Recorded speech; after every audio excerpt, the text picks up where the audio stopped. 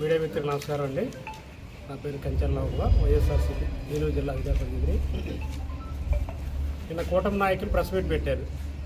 దేని నిమిత్తం అండి? నూజివీడు నియోజకవర్గంలో మేకా వెంకట ప్రతాప్ నాయన్ అంటే ఒక బ్రాండ్. 3 సార్లు ఎమ్మెల్యే చేశారు. ప్రజలు ఓట్లు వేస్తేనే కానీ గెలిచింది. మీ కూటమి ప్రభుత్వం వచ్చి 18 మాసాలు అయింది. 18 మాసాల్లో మీరు చేసిన అభివృద్ధి ఏంటి? 3 సంవత్సరాల్లో ప్రతాప్ నాయన్ గారు చేసిన అభివృద్ధి ఏంటి? 3 సార్లు చేశారు ఎమ్మెల్యేగా. ప్రజలు ఓటేస్తే గెలిచారు. కూటమి ప్రభుత్వం ఏర్పాటు దగ్గర నుంచి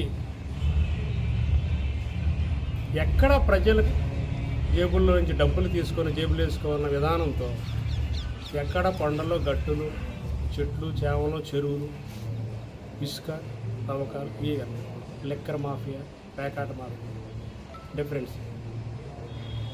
అదే ప్రతాప్ నాయన్ గారు అనే వ్యక్తి 3 సార్లు ఎమ్మెల్యే చేసినా కానీ ఆయన బయలుదేరితే నేను ఏం చేయాలి, నా ప్రజలకి, నా నూజివీడు నియోజకవర్గ ప్రజలకు నేనేం చేయాలని, అది ఎడ్యుకేషనే కావచ్చు, వైద్య విద్యా రంగం, ఏ రంగం అన్నా కానీ నేను ఏం చేయాలని తహతాలాడుతూ ఉంటాను. నేను ఒక జమీందారి పెట్టాను. అతనికి మీకు అసలు సంబంధం ఏముందండి? ప్రతాప్ నాయన్ గారిని క్వశ్చన్ చేసే అధికారం మీకు ఎక్కడుందండి? అసలు స్థాయే మీది కాదు. ఒకటి గమనించండి, ప్రతాప్ నాయన్ అనే వ్యక్తి ఈజ్ ఎ బ్రాండ్. ప్రజల కోసం తిరుపతికి తీసుకొచ్చాడు. అది విద్యారంగం సంబంధించి అది మహోత్తమైన చూస్తున్నారు. ఎక్కడ ఏవంత్ ఎంతవరకు ఉపయోగపడుతుందండి? అది మెడికల్ కాలేజీ కోసం ట్రై చేశారు, కానీ అది లాస్ట్ మినిట్లో ఏలూరు వెళ్ళిపోయింది. కానీ మెడికల్ కాలేజీ పోటీ పడే విధంగా 300 పడకల ఆసుపత్రిని కేటాయించారు. కానీ ఆ 200 పడకలు రన్ అవుతుంది. దాన్ని అభివృద్ధి చేయబోయేది కింద కాక ప్రజలకు ఉపయోగపడటానికి మీరేం చేస్తున్నారండి? త్రాగునీరు, ఎక్కడో ఉన్న త్రాగునీరు, ఇక్కడ మన క్లోరైడ్ వాటర్ నూజివీడు మీకు తెలుసు. అది ఈ వాటర్ తాగితే మనకు ప్రాబ్లమ్స్ వస్తాయి, నీ జాయింట్లు అరిగిపోతాయి, ప్రాబ్లమ్స్ రకరకాల కిడ్నీస్ ప్రాబ్లమ్స్ తెలిసింది. అతను ఆ రోజుల్లోనే ఆలోచన శక్తి ఆలోచించి ప్రజలకు ఉపయోగపడే ఏం చేయాలి, ఆరోగ్యం కాపాడాలంటే మంచినీరు కావాలి.